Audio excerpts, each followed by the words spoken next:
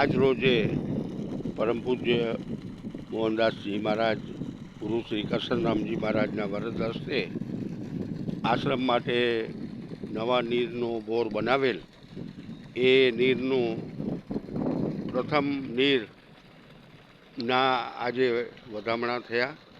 આગામી 11/1/2025ના રોજ મહારાજ શ્રી ઓદરરામજી મહારાજની નિર્વાણ તિથિ આવી રહી છે.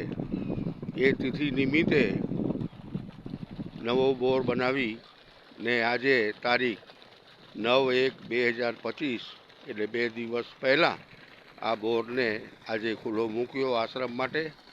ને આ નીર પ્રથમ ઓદરરામજી મહારાજના ચરણે એટલે ઈશ્વર સાગરમાં આ નીરને છોડવામાં આવ્યું.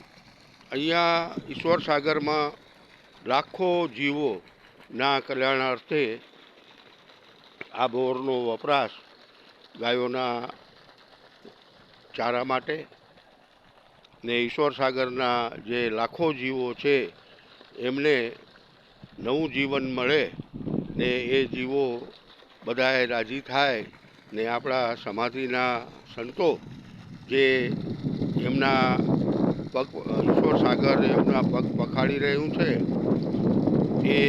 એ પણ આજે આ નવા નીરના વધામણા કરી રહ્યા છે. ને આજે પરમ પૂજ્ય મોહનદાસજી મહારાજે આ સર્વ જીવોના કલ્યાણ અર્થે આજે આ નવા નીરના વધામણા કરી ને બોરને આજે ખુલ્લો મૂક્યો.